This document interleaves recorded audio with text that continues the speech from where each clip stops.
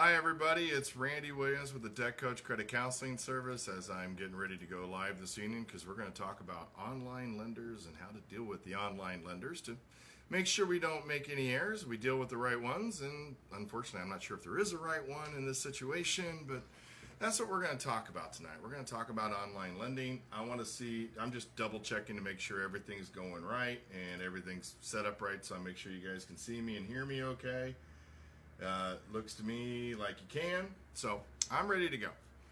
How you doing this evening? Hi, it's Randy Williams with the Debt Coach Credit Counseling Service. You can see my sign behind me. Probably not as well as you used to, but what I'm trying to do this evening is we go live every Tuesday night, and starting next week, we're going to be moving the online part to 5:30 Eastern Standard Time. That's when we shut our doors anyways, and we won't get disturbed with phone calls. It'll be a lot better for both of us. So that's what we're going to do starting next week. But tonight, we're going to talk about online lending.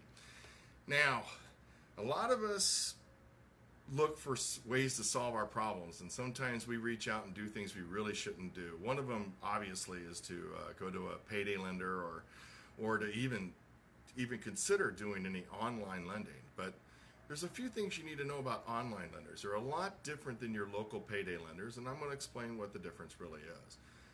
There's some big companies out there like Capital One, and some of these companies do have online lending, and those I do recommend because they're just like dealing with the bank. They're going to give you the right deal and try to help you with the right stuff, so I recommend them. But the ones I don't recommend are the online lenders that you really don't know anything about or where they're from. This is where the research comes in. Before you even consider borrowing any money online, you want to make sure they're not on an Indian reservation. Let me say that again.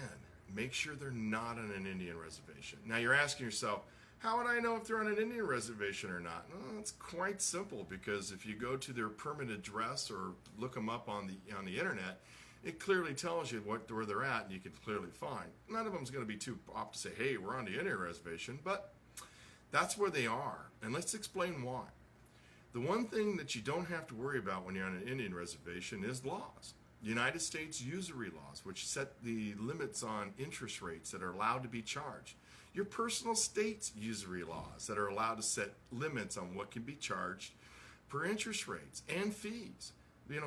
There is, protection out there. The FTC has been protecting people for years, and you got all these different acts to help you.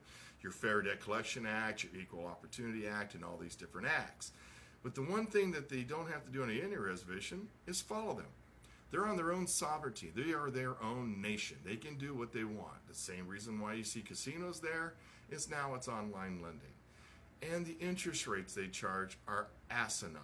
I mean, above and beyond local payday lenders. We're talking about in the excess of over 100%. I've seen them at 87. I've seen them at 119. I've seen them at 108. Yes. I'm talking percent rates at 87, 105, and 108. Now, what they do in this situation is when they lend you $2,000, they'll just go ahead and put you on a payment plan, and your payment's scheduled to pay back roughly about $4,000. It's that kind of simple. Even if you did the 87% rate, which is probably the best rate I've seen on an Indian reservation, online lender, you pay back $3,740. That's $1,740 to borrow $2,000. That's asinine. You can't do this to yourself. There's other options, there's other ways, there's other things that can solve these problems. Now, online lending is also uncontrollable. There's nothing I can do about online lending. I actually called the state attorney's office at our state here in Kentucky, and I was just talking to him on the phone about what am I supposed to do for my clients in this online lending situation, because it's getting quite bad out there. And the first thing out of his mouth was, did you know it's illegal to lend online in the state of Kentucky? And I went, yeah, but how do you stop it? And he goes, there's your problem. That's the problem we have. Online is online. It's free to the world. It's wide open. Anybody can go to anywhere and do anything, and there's no way to police it, stop it, or protect it. The only thing we can do is reach out to you and tell you, please do not do it. Stay far away. Now, when it comes to collections of an online loan, we'll get into that here in a minute. we're not going to deal with that yet. We're going to start talking about these lenders and see if some of these names ring a bell to you. You know, things like Blue Trust Loan, Sierra Lending. I've seen a few commercials late night on Sierra Lending, and they're the ones that are the 87%. Clear Creek Lending. There's one right there. Here's a fun one that's hovered out there, and it's hidden. It's called Cover Me Cash. Cover Me Cash is also on an Indian reservation, and the interest rates are over 100%. Bottom Dollar Payday. West River Cash. Red Leaf Lending. Radiant Cash Loans. Real Payday Lender. All these are very clear. They're very clever to think, wow, I can actually just fill this out right now, and I'm going to go ahead and get the money put in my bank account. But let's talk about what happens when you're in an online lender. Let's say you decide to borrow the $2,000 and you get yourself set up on a payment arrangement. The payments must be made via bank account. They don't accept outside checks in any which way, shape, or form because they're not going to tell you the permanent address. They don't have one. They're on an Indian reservation. So they're going to ask you to send it via bank account withdrawal only. It's the only way they're going to be able to take payments. So when you set this up, you're setting yourself up automatically to pay the 100% interest back because they're going to put you on payments, and unless you pay it in full early, you're paying the full amount. Sometimes, we just had a situation 2 days ago that I'm still in awe of. But last Friday, I guess a few days ago, last Friday, I had a client here that had an online Indian reservation, and we've been paying them for, I would say, about 5 months. And she came across a little bit of money and wanted to pay him in full. So I called him up and got the payoff balance. The payoff balance was higher than the actual balance I had online paying them. And I asked him, I go, hold it, we only owe you $1,950 at your asinine interest rate. And they go, well, with everything she signed up for and this other things like insurances and all that stuff, she still owes us $3,500. So we're in a battle. We're going to be going to court, and that's where the fun comes in. An Indian reservation lender cannot come into the sovereignty of the United States and sue you. They can't do it because they're illegal in the United States. Even though they're on an Indian reservation in one of our states that are their own sovereignty there. But once they step out of the Indian reservation, hello, welcome to the United States of America. Now you follow our rules and our laws.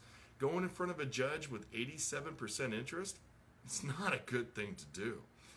I actually had a friend about a year ago, and he might be watching this. That's okay, I'm not going to say names. But he had an online lender that I knew was on an Indian reservation, and him and I talked, and he decided he wasn't going to pay it. And I didn't care. I agreed with him. I mean, don't get me wrong. I think anytime you borrow money from anybody, you should pay the money back. I'm sorry, I agree with that. But within reasonable terms. These are not reasonable terms. So I told him, hey, best thing to do is just pay the $2,000 back, call it over. Well, he didn't do that. But what happened was, after time went by, nobody called on it.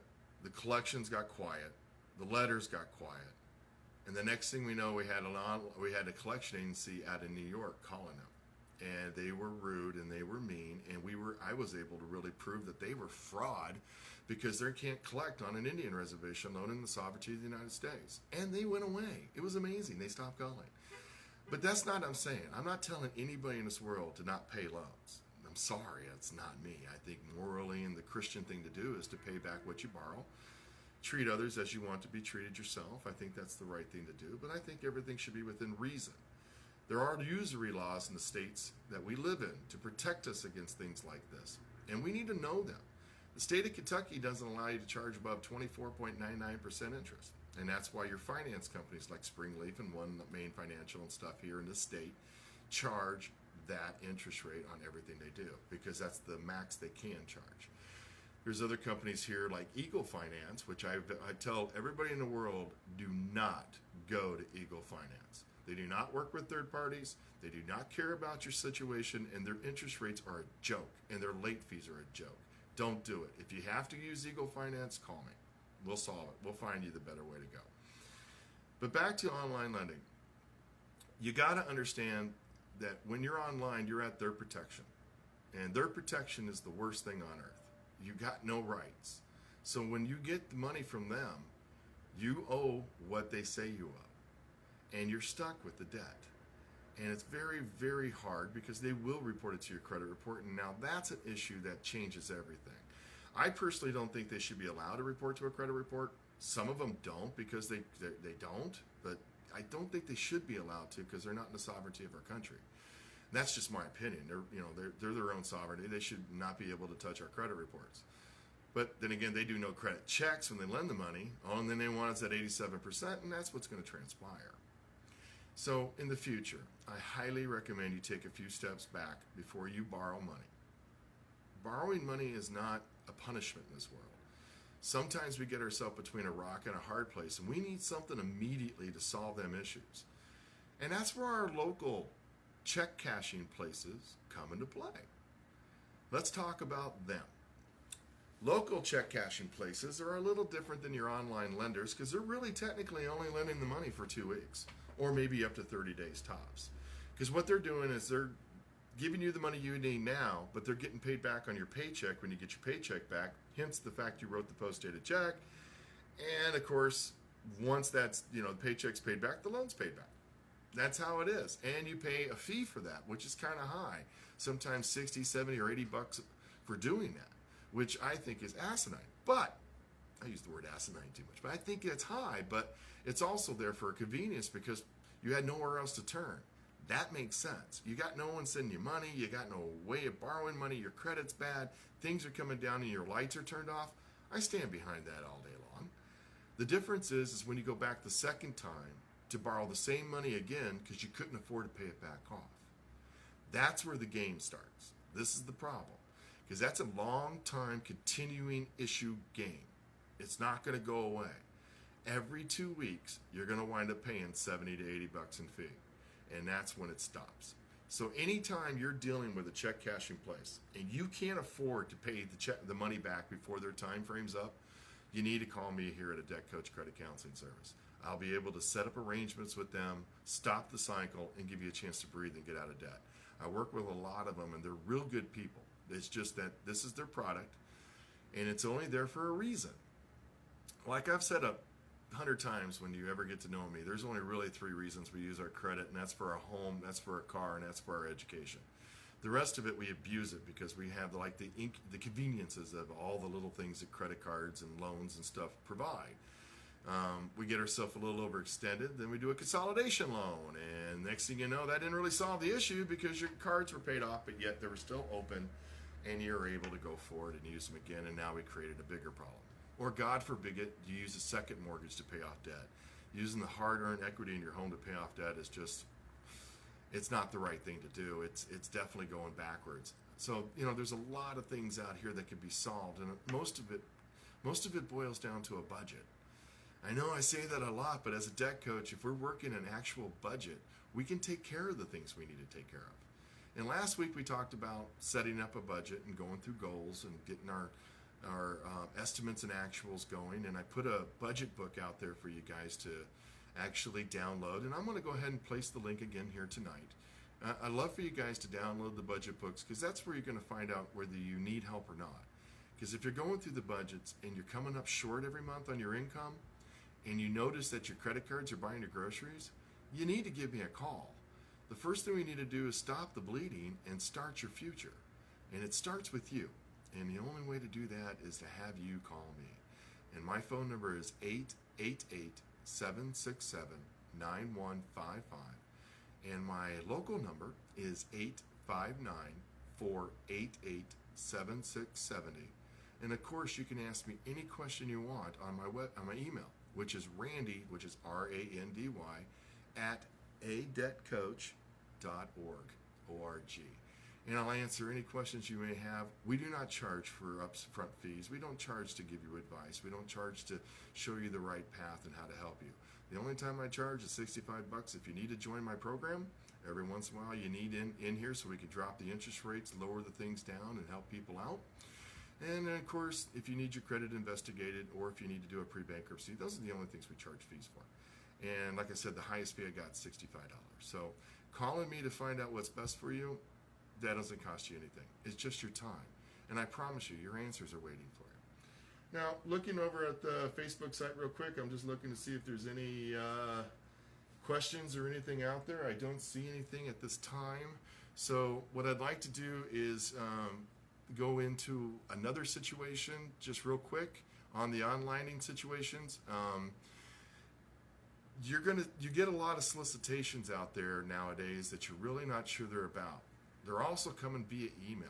You get these online or borrow money situations, and what I ask you to do, and this is what I promised you earlier, I teach you. I want you to go right to their website. We're going to go ahead and take Clear Creek Lending. Clear Creek Lending. We're going to take Clear Creek Lending to show what I'm talking about. You go to the website, and you can clearly say it's got a phone number here, a fax number, but no addresses. None. You go to hit Contact Us, and it gives you the phone number, the fax number, or an email. It doesn't give you an address. You got to come down to the very fine line bottom. And this is what it says. So I'm going to read it for you so you get an idea what I'm talking about. Now, this is called Clear Creek Lending, but they're also called Atul Missouri Consumer Finance Service Regulation Commission.